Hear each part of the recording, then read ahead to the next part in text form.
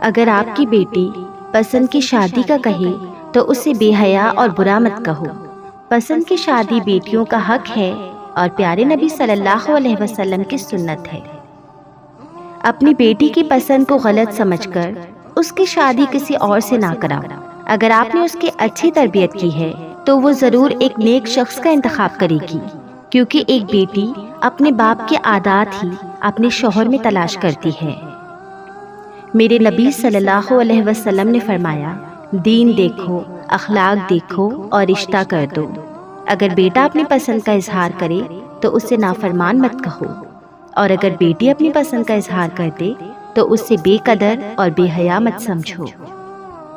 اپنی بیٹی کی شادی میں ہر ماں باپ یہ سوچتے ہیں کہ ہر چیز اس کی پسند کی ہو، بٹ جس سے اس کی شادی ہو رہی ہے وہی اس کی پسند کا نہ ہوگا تو ان ساری چیزوں کا کیا مطلب ہے؟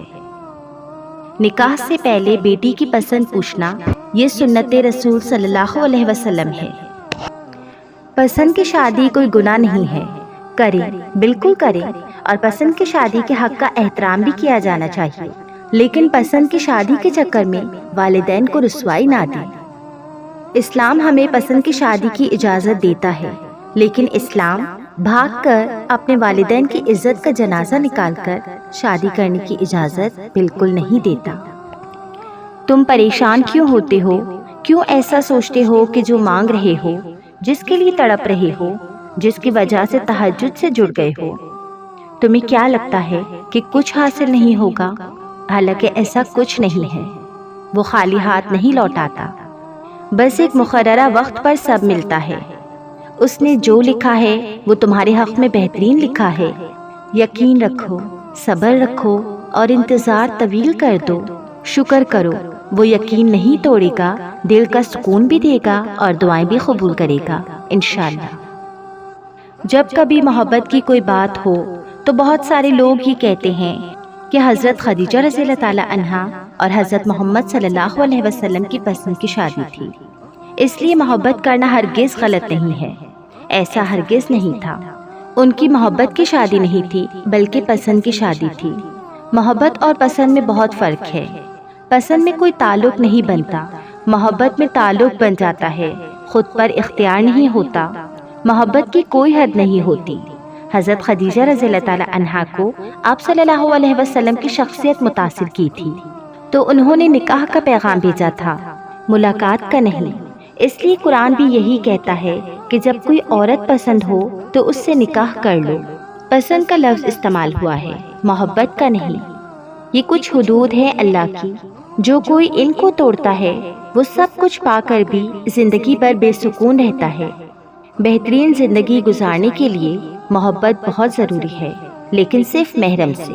ایسی محبت جس میں اللہ کی رضا ہو، اسی میں سکون ہے، اور یہ بات نہ سمجھنے والے بھی جلد یا بدیر سمجھ جائیں گے۔ اگر آپ کسی انسان کو چاہتے ہو، پسند کرتے ہو، تو ضروری تو نہیں کہ وہ آپ کو مل بھی جائے۔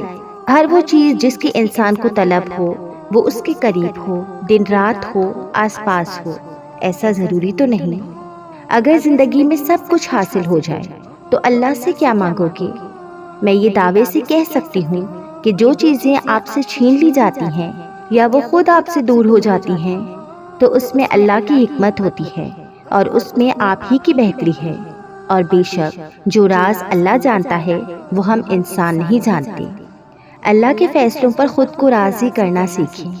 پھر یوں ہوتا ہے کہ وقت کے ساتھ ساتھ آپ کو احساس ہوتا ہے کہ اللہ کا فیصلہ آپ کے حق میں بہت بہتر تھا، اور آپ ایک ایسی چیز پر اپنے آنسو ضائع کر رہے تھے جو آپ کی کبھی تھی ہی نہیں۔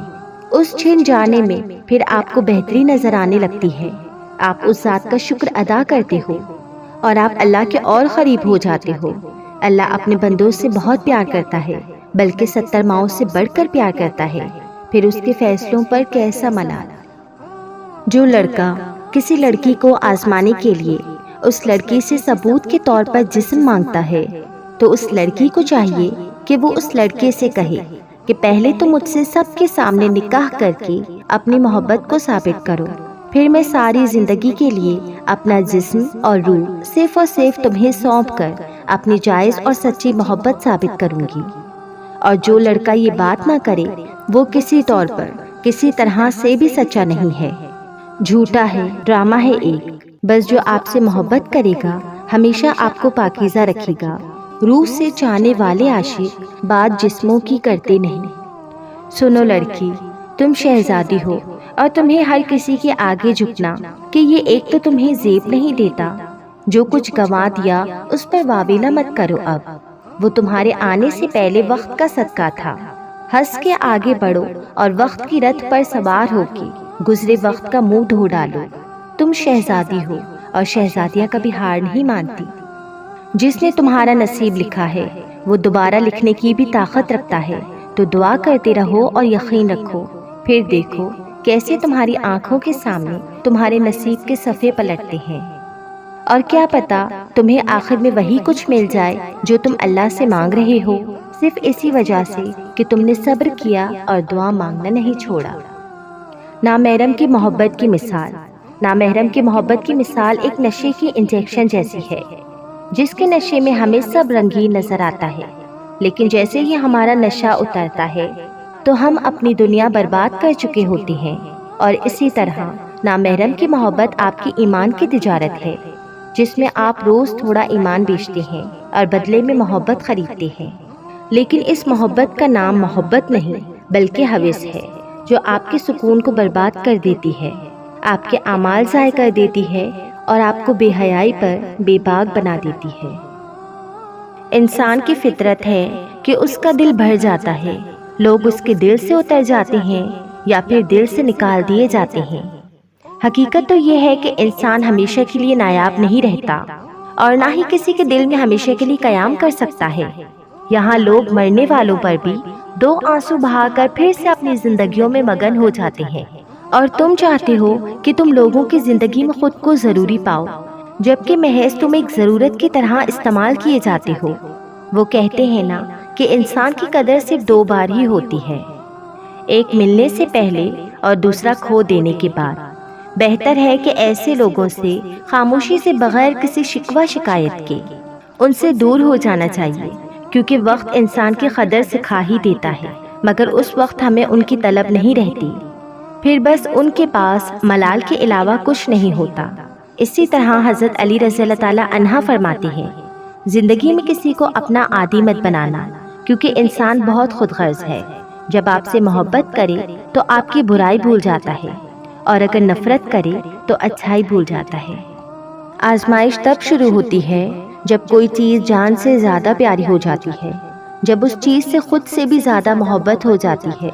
پھر اللہ اس محبت کا امتحان لیتا ہے کہ آخر اس چیز کے لیے تم کتنا صبر کر پاتے ہو، کس جنون کی حد تک پہنچ پاتے ہو، اور سب سے بڑھ کر یہ کہ کیا تم اللہ کی رضا میں راضی رہ پاتے ہو یا نہیں۔ اللہ کو تمہاری عبادتوں کی ضرورت نہیں ہے، اس کی عبادت کے لیے سارا جہان ہے، وہ تو بس تم سے محبت چاہتا ہے۔ بتاؤ پھر جس محبت کا وہ حقدار ہے، کیا تم اسے وہ محبت دے پاتے ہو؟ آزمائش تو مختصر ہی ہوتی ہے، پھر وہ ہر چیز دگنی کر کے واپس کر دیتا ہے، مگر تم یہ بات سمجھنے میں بہت دیر لگا دیتے ہو، تبھی تو تم اکثر بے سکون رہتے ہو۔ امتحان تو تبھی ختم ہوتا ہے جب تم آگے بڑھنا سیکھ جاتے ہو۔